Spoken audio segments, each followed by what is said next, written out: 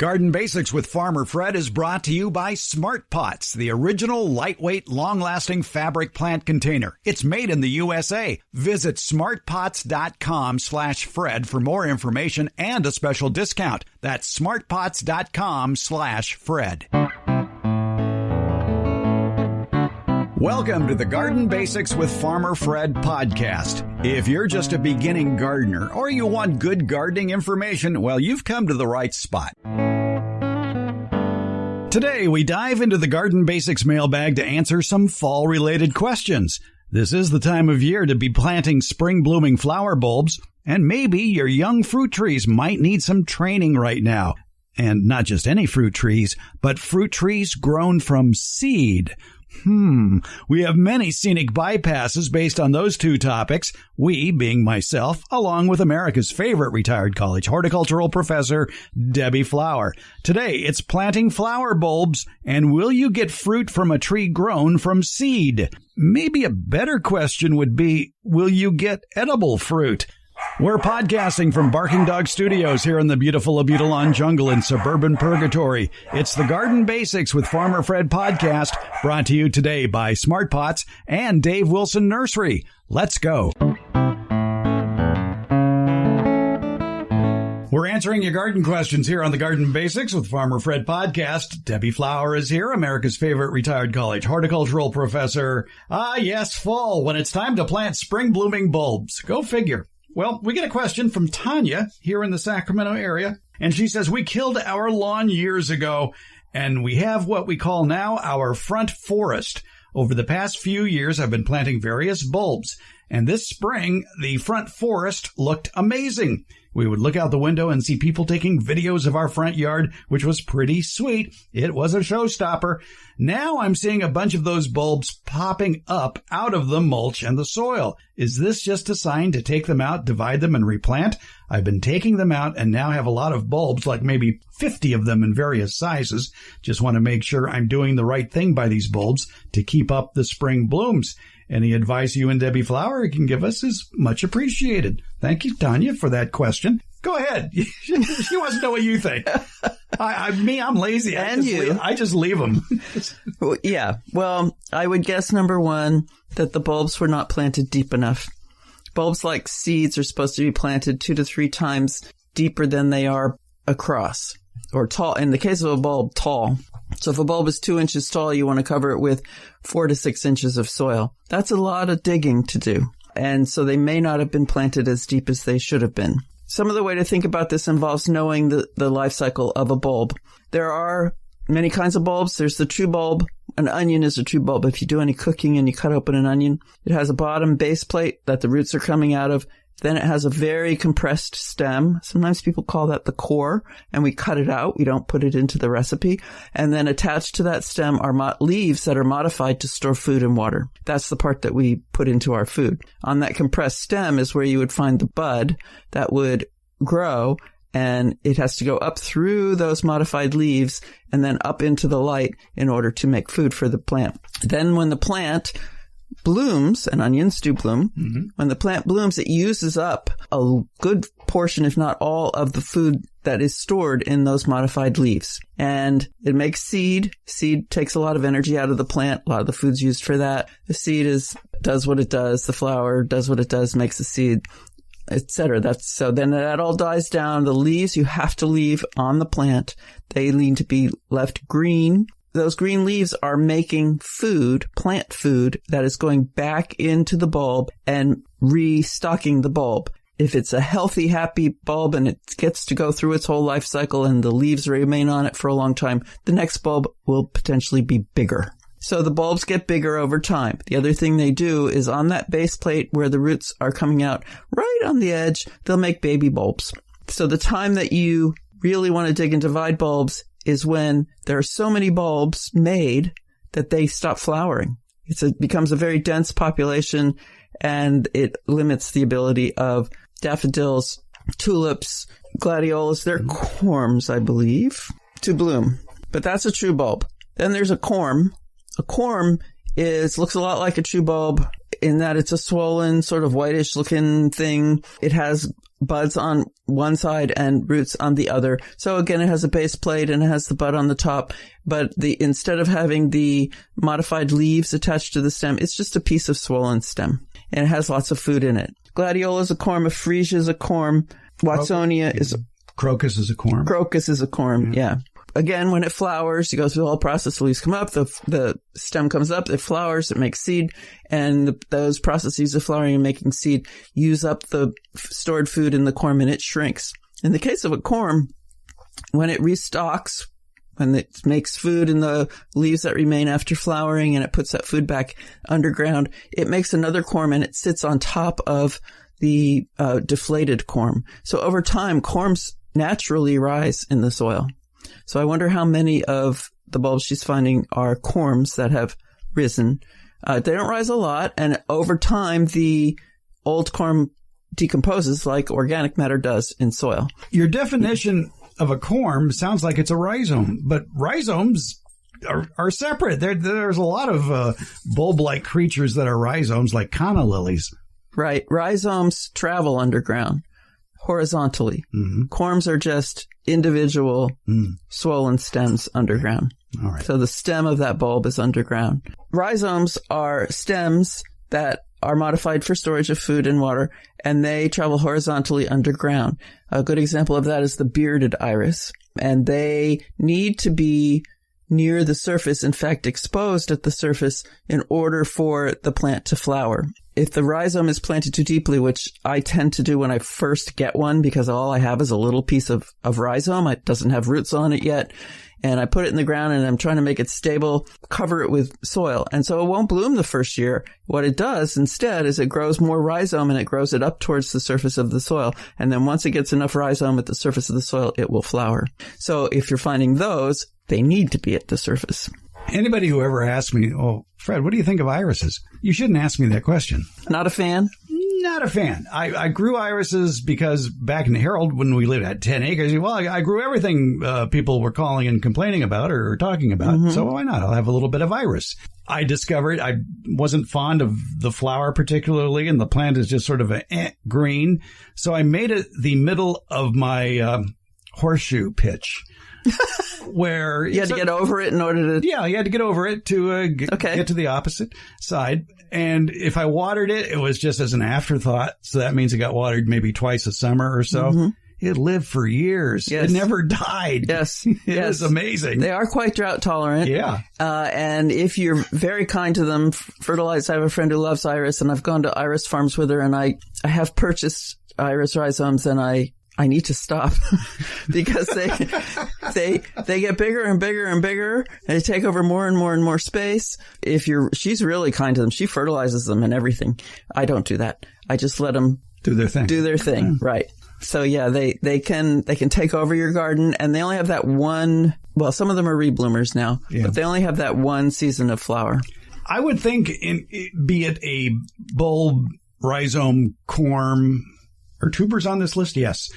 It would be important not to be too quick with the nippers and taking the leaves off at the end of the flowering season. You're absolutely right. Keep the leaves on and let them send that energy back to whatever that body is beneath the soil. Right.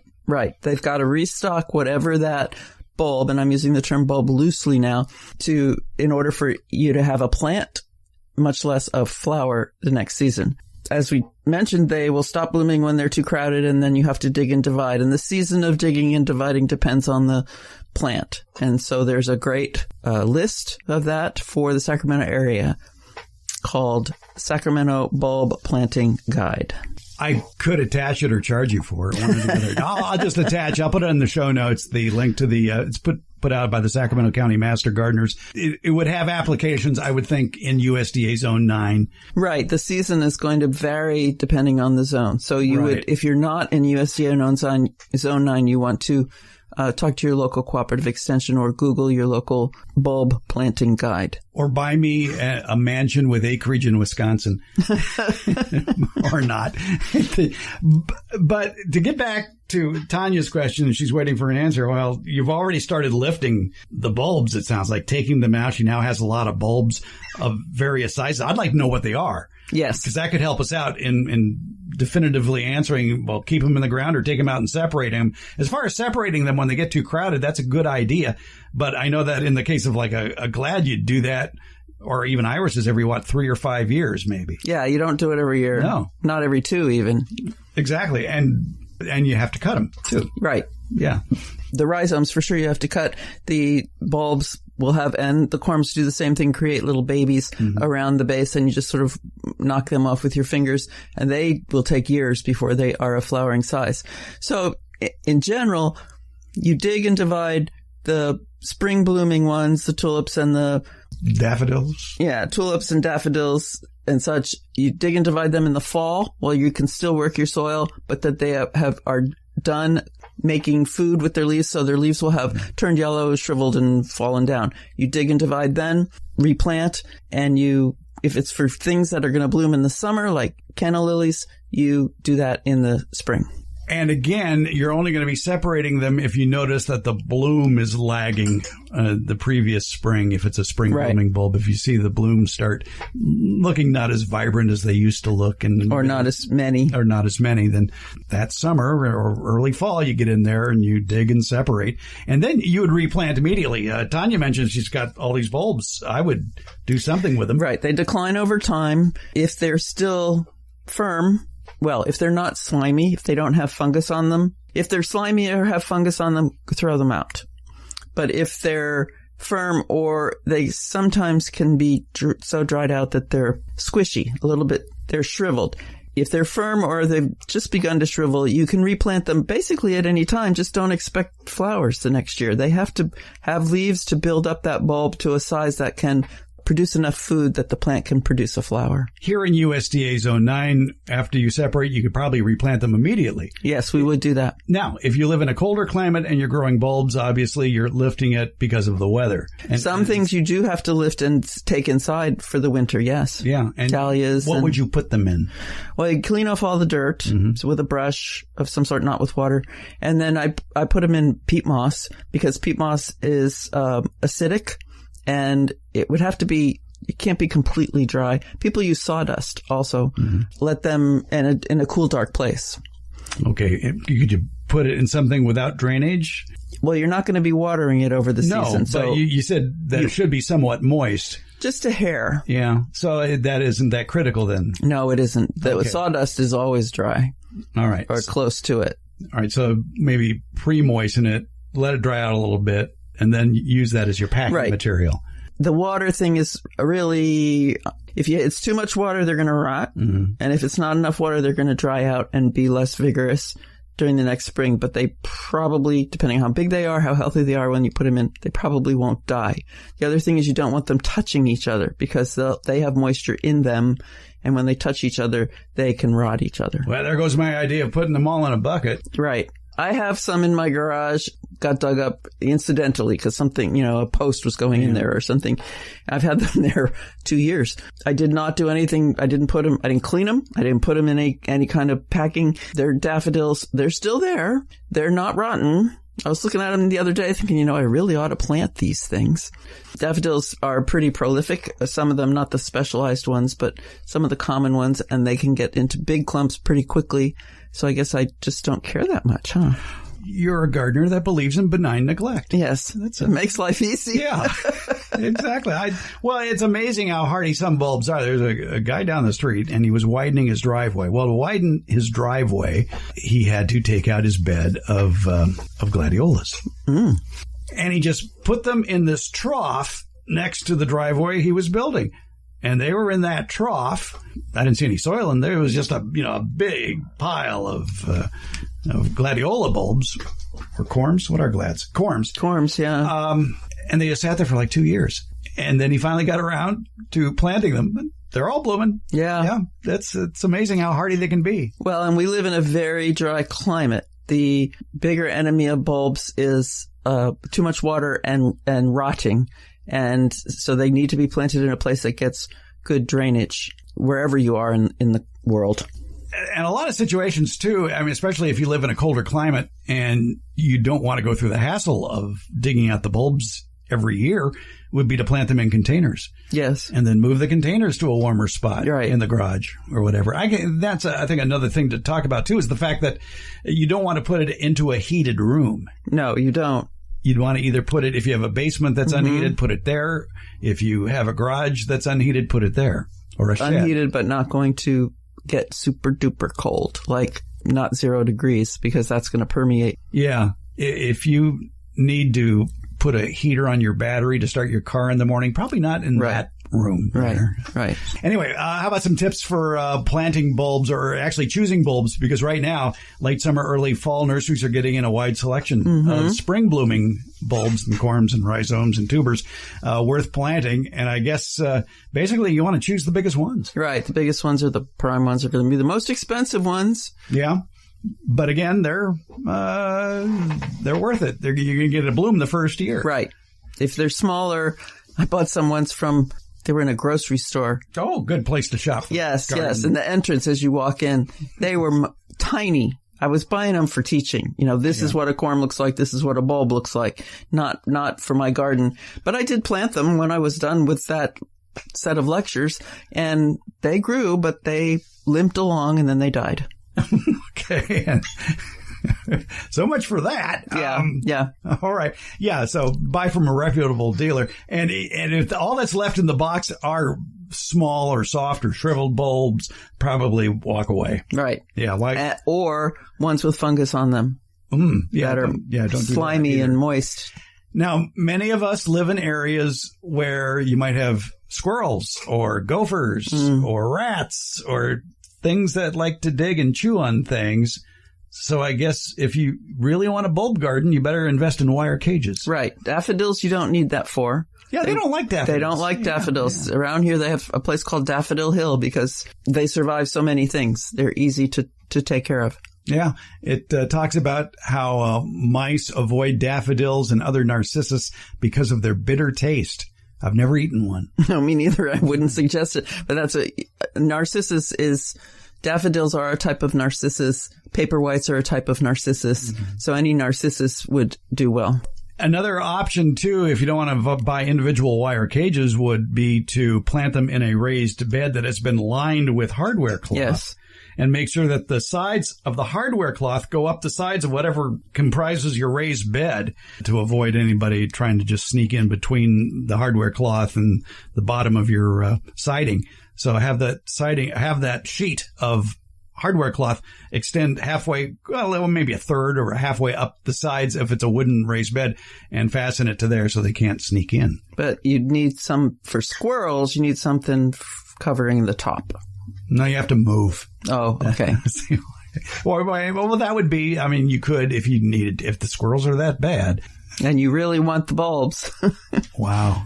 I've never lived anywhere where the squirrels, I've never been a huge bulb gardener, so maybe I'm not a good example. But I've never lived anywhere where the squirrels Let's see what the mail is. We'll find out. Yeah. Yes, we will. Okay, they'll tell us. Yes, send your garden questions to Fred at farmerfred.com, or you can fill out the question link at gardenbasics.net. You can call us and yell at us. We have a number for you to reach us. It is 916-292-8964, 916-292-8964. Or you can yell at us live on the computer. Just go to your computer, go to speakpipe.com/gardenbasics, and you can leave us a question via your laptop computer with a little microphone there. And that would be fine as well. Bulbs, they're fun. They're not much work either. They're easy care gardening. Once they get settled in, yeah, they are. Yeah. So Tanya, I hope that helps out. Maybe you'll tell us what kind of bulbs you have. Mm-hmm. Yeah. And how deep you planted them. Yep. Good luck. All right. Thank you, Debbie. Yeah, you're welcome, Fred.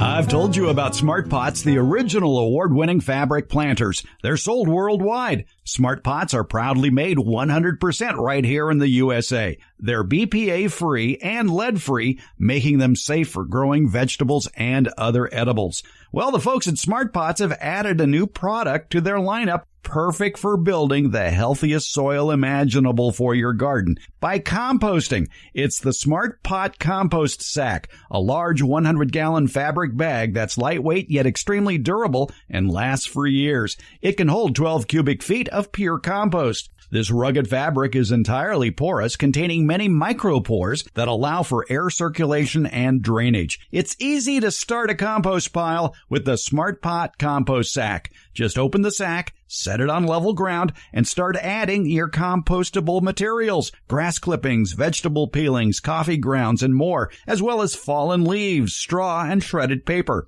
Next, place the optional cover over the sack. That's all there is to it. Smart Pots are available at independent garden centers and select Ace and True Value hardware stores nationwide. You can find the location nearest you at their website, and you can buy it online from Smart Pots. Just visit smartpots.com/Fred. And don't forget that /Fred part, because on that page are details about how, for a limited time, you can get 10% off your Smart Pot order by using the coupon code FRED, F-R-E-D. Do it at checkout from the Smart Pot store. Visit smartpots.com/Fred for more information about the complete line of Smart Pots' lightweight, colorful, award-winning fabric containers and their new compost sack. And don't forget that special Farmer Fred 10% discount. It's Smart Pots, the original award-winning fabric planter. Go to smartpots.com/Fred. In the October 6th, 2023 edition of the Beyond the Garden Basics newsletter and podcast, we have tips for planting cover crops and wildflowers, both of which benefit from sowing in the garden during the fall. Also in the newsletter portion, we have tips for sowing wildflowers, how to determine your USDA planting zone, and the timing of planting cover crops and wildflowers. Should you plant them before it rains or afterwards? We hear from all sides of that question. If you're already a Beyond the Garden Basics newsletter subscriber, it's probably in your email waiting for you right now. Or you can start a subscription. It's free. Find the link to the Beyond the Garden Basics newsletter and podcast in today's show notes or on the Substack app. Or you can sign up at the newsletter link at our homepage, gardenbasics.net. Here on the Garden Basics podcast, we like to answer your garden questions, and we get one from Katie, who lives in Northwest Arkansas. She says she loves the podcast. Thank you, Katie. She says she's a newbie gardener and loves learning all from you and all your guests. Well, that would even mean who we're talking to today, which would be retired college horticultural professor Debbie Flower. Yeah, that's me. And Katie says that my son and I had a lot of fun this summer playing around and trying to grow things. Completely by accident, we have grown a couple of lemon trees and an apple tree from seed. We stuck some seeds in the soil without expecting them to grow, but they did. Being that she lives in Northwest Arkansas, probably USDA zone 6 or 7. When you look at the map, it's hard to say. So, Katie, you would know if you're in a cold zone or a slightly warmer zone. And she says, I know that I need to move them in for the winter, and she has a perfectly good sunny spot in her garage. But she's wondering what she should do aside from that to keep them as healthy trees. They're both roughly 20 inches tall, and Katie is wondering if I should prune them to create a stronger tree and root system. Well, certainly on this show, we've talked about pruning fruit trees especially, and Katie would like some advice. So, Debbie, I tell you what, let's play good cop, bad cop. Can I be the good cop? Okay. All right. Katie, congratulations. It's always fun when you're a gardener to take seed from some food you bought or acquired from somewhere and stick it in the ground. And what do you know? Something grows. Boy, if that doesn't encourage you to keep gardening, I don't know what does. You have the knack, Katie. Congratulations. And now here's Debbie Flower, our bad cop, with maybe some more sobering news for Katie. Katie, it's a wonderful thing that you grew that from seed. Both of those plants from seed, and you and your son are going to treasure those plants for a long time because you grew them from seed. And I agree with Fred. You've got the green thumb going on. The problem is that we don't know what that plant is going to become. We know you've got an apple, we know you've got a citrus, but we don't know what kind of fruit they're going to bear because the seeds are the baby of the plant, and they will produce something that's different from the parent plant. Might be great, might be awful. The other thing is that it will take them years to become fruitful. If you've got patience, hang on to them and they'll grow. But if you don't, just be aware that it could be frustrating. A lot of manipulating of the plant indoors, outdoors, fertilizing, watering, especially since it's in a container, before you get your reward, which will be years, 3, 5, maybe even 7 years down the road. So if you've got the patience and you're willing to put the work in, you can grow the plant and eventually you'll find out what you've got. There isn't too much in the way of citrus that grows on its own roots, and the only one I can think of is the Meyer lemon. So, Katie, if it was a Meyer lemon, then there is a chance you might get Meyer lemons, but you never know about bees and where they've been, and if they landed on your plant or will land on your plant, what you might end up with. Right. They could potentially bring pollen from other types of citrus, and you could get offspring that are something strange.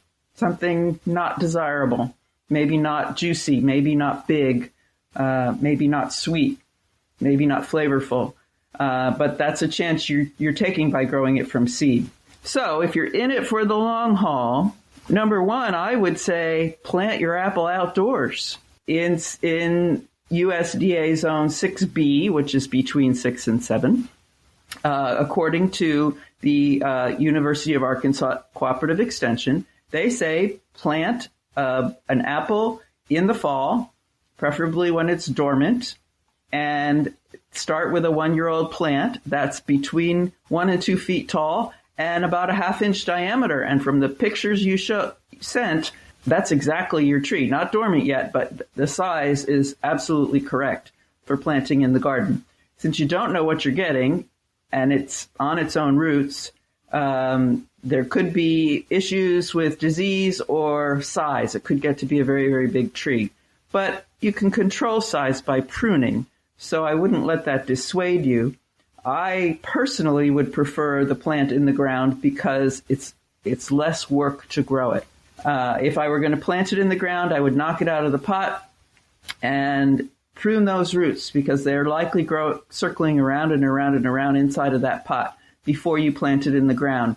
Dig a hole wide enough that you can spread the roots out as far as they will go, and just deep enough that the stem will be at the same level it was when you had it in the pot, or even that stem is a little bit higher than when you had it in the pot, because it will sink over time.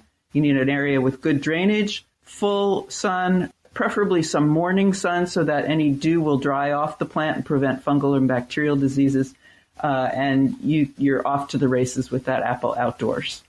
And we are only talking about the apple here. And is there a need to prune it if it's only 2 feet tall at this point? Well, when you first plant the apple in the ground is when you start to prune it to shape it to be the tree you want it to be. The trend now, which I enjoy for a variety of reasons, is to keep the plant short. And so the pruning done at planting time is to take the top off, have that tree only about knee height. That will force it to produce branches below that cut, and it will keep the plant small. The things I like about that are it's easy to care for, it's easy to harvest the fruit from, it's easy to do any pest management to observe the pests, because as the plant grows, it's only going to be about as tall as you are. And so you're going to see any problems, you're going to be able to fix them without getting on a ladder, you're going to be able to harvest without getting on a ladder. If you need to net the plant to keep critters from eating your apples, then you can do that from the ground. So it's a much safer and easier way to grow the plant. So yes, you prune at planting time. And how far back would you prune a 2-foot tall apple tree? Yeah, that's a problem, isn't it? You could wait. I don't know how high off the ground are your knees. I'm guessing 18 inches, 15 inches. So it's probably going to be about that high. So if it's 2 feet tall, you're not going to be taking much off, but it will still have the same result of stimulating branching below that cut. And because the leaves are going to fall off, it's a deciduous tree for the winter, you may want to put something out there, maybe a traffic cone or something next to it to remind you that there's a stick there that's going to be an apple tree, so you don't accidentally mow over it or run over it or let the dog play fetch with it. Right. Good point. And if you have things like rabbits if you get snow and you have rabbits that chew on it, maybe even a little fence around at least the base of it to keep them out. There's an excellent publication if you just Google apple production in the Home Garden, Arkansas. You'll get an excellent publication. It's number 6058, and it has very good diagrams about planting the apple tree of the size that you have and pruning it at planting time. Now, the citrus tree is a different question. Absolutely. Because it is citrus and it is frost sensitive, and being a lemon tree, most lemons can suffer fairly significant damage if temperatures fall into the mid-20s and stay there for a number of hours. And I would imagine in northwestern Arkansas, the temperatures do get down into the mid-20s. I would think so as well, yes. So yes, indoors. That one's going to need to go in the garage, and it sounds like there's a window there, so there's a sunny spot. But I would still encourage you to add light. The cheapest method that I'm aware of at the moment, I have not been pricing LEDs, but is a 2-bulb fluorescent shop light, which you hang so it's just a few inches over the top of the tree. Fred, you know more about LED lighting than I do. Yeah, LED is actually probably more available now than fluorescent fixtures, and especially adjustable sizes of LEDs as far as racks that they might be in. That might just be ideal for your situation. You can raise or lower the light as needed very easily, whereas with going to the big home store and buying a fluorescent fixture, you're going to need some sort of support system and chains to raise and lower it to keep it a few inches away. And yeah, even with LEDs, 6 inches away from the plant would be ideal, and it would be for a number of hours a day. Yeah, at least 8. Yeah, 8 to 12 hours a day. And it's going to be provide the light necessary to keep the plant alive, basically. Going from outdoors into your garage, even though you have a window, is going to be a big adjustment for the plant. And temperature-wise and wind-wise and water-wise, all those conditions are going to change. And so you're going to need to visit it regularly, clean up any leaves that fall off. Don't panic. When they fall off, they'll adjust to their new environment and put on new leaves that are more adapted to the level of light they're getting in the garage. They'll get less wind. They'll dry out probably less frequently than they were outdoors. And so you want to be sure that you water only when the soil is dry, an inch or two down in the soil. So you're going to take your finger and actually stick it down into the media up to the first or second knuckle. And if it's dry at the tip of your finger, then you water thoroughly.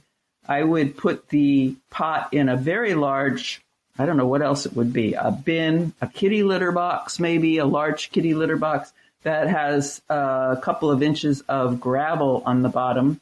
And when I water it, I want the water to go through all the media. And that is something you often have to check, that it is going through the media and not around the media. Down into the gravel. You don't want the pot sitting in the water. You just want the pot sitting on the gravel over the water. And then that water will evaporate and act as a nice humidity tray for the plant.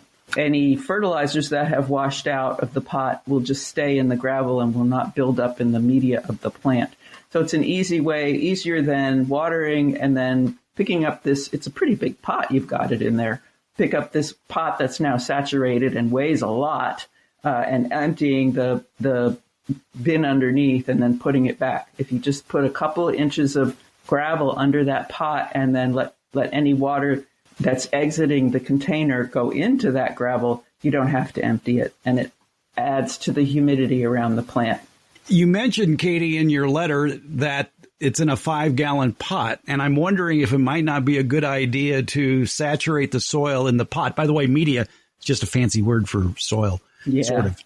Sort of, right, because it's not real soil. Yeah, right. Well, now that this is something we didn't bring up with Katie, and what's in that pot right now, it might be soil out of her garden that the tree is growing in, and there's the old saw of, if it isn't broke, don't fix it. Yeah, that would be, typically we do not use soil from the garden, from the ground outside in containers, because it holds too much moisture and it has the potential to have weeds and pests in it. But if it's already in there, boy, that's a whole nother set of issues. Well, what I was getting at was that whatever's in there, if you saturate it and then pop the plant, soil and all, out of the container, take a look at the roots and make sure they're not going round and round. Otherwise, you might need to go up to the next size pot. But I'm wondering if this is the time of the year to do that. Yeah, good question. With citrus, I know the growers here in California handle their plants all the time, fertilize them all every month and move them up to pots at a variety of times. But you're not in California. And your garage, I'm assuming it's not a heated garage. It's just protection from the very coldest temperatures that are experienced outdoors in your area. So it's not going to lead to a lot of growth. The easiest handling of citrus is to do any transplanting in spring as you start to see new growth. It's your call, Katie. How much time do you want to spend with the citrus tree that may end up breaking your heart? Oh, but it may end up being the best thing in the world. Exactly. And as any gardener knows, give it a shot. What the heck? Right. If you get tired of it, next year you forget about it over the winter and it dies. Oh, well, you tried. Yeah, exactly. Have fun. I mean, that's the whole point of gardening is have fun, try new things, and let it be a learning experience. Yes. When you do take the plant into the garage, you should examine it for any pests that are living on it. I don't know if you have slugs and snails in Arkansas. I know in New York they were rare, few and far between, whereas here in California they're everywhere. Checking the drain holes for any pests that might be living in there. So if you pop it out of the pot, like Fred suggested, examine those locations where the water, locations in the root zone where that match up with the drain holes. And that's where some pests hang out. Get rid of them. Look at the leaves, top, bottom. Look at the stems, anything sticking to the stems. It might be scale. It might be mealybugs. On the leaves, you might see aphids. And give the plant a good wash with a stream of water. You can use insecticidal soap if you find some pest problems on the plant itself, and get it all cleaned up before you move it indoors. Because indoors there won't be any beneficials, and the beneficial insects, and the bad bugs could continue to live on your plant and take over, and that could be a real problem. If you've got a garden question, send it in to us. Send it to Fred at farmerfred.com, and it might just be selected to be up here on the Garden Basics with Farmer Fred podcast. Debbie Flower, thanks again for doing the research and helping us and Katie out. Always my pleasure to research gardening and talk about it. You have a small yard and you think you don't have the room for fruit trees? Well, maybe you better think again, because Dave Wilson Nursery wants to show you how to grow great tasting fruits like peaches, apples, pluots, and nut trees. Plus, they have potted fruits such as blueberries, blackberries, raspberries, boysenberries, figs, grapes, hops, kiwi, olives, and pomegranates. These are all plants that you can grow in small areas. You can even grow many of them in containers on patios as well. It's called backyard orchard culture, and you can get step-by-step information via the Dave Wilson YouTube videos. So where do you find those? Well, just go to davewilson.com, click on the Home Garden tab at the top of the page. Also in that Home Garden tab, you're going to find a link to their fruit and nut harvest chart. You can be picking delicious, healthy fruits from your own yard from May to December here in USDA Zone 9. And something else you're going to find in that Home Garden tab. You're going to find the closest nursery to you that carries Dave Wilson's quality fruit trees, and they're in nurseries from coast to coast. So start the backyard orchard of your dreams at davewilson.com. If you've been bit by the gardening bug, it won't be long before you're going to be craving a hobby greenhouse. With a greenhouse, you can get a jump on spring planting, keep tender plants from freezing in the winter, and perhaps most fun of all, starting all sorts of delicious fruits and vegetables from seeds or cuttings, varieties you possibly wouldn't find at a nursery.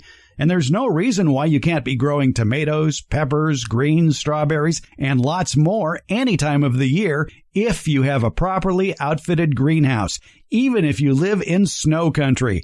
Today's flashback episode of the week is episode 56. It's about greenhouse basics and how to grow tomatoes in a greenhouse in the winter. There are special considerations when doing that. Give it a listen. It's from episode 56, October of 2020, Cold Climate Greenhouse Basics and Growing Winter Tomatoes. Find a link to it in today's show notes or at the podcast player of your choice. And you can find it at our homepage, gardenbasics.net.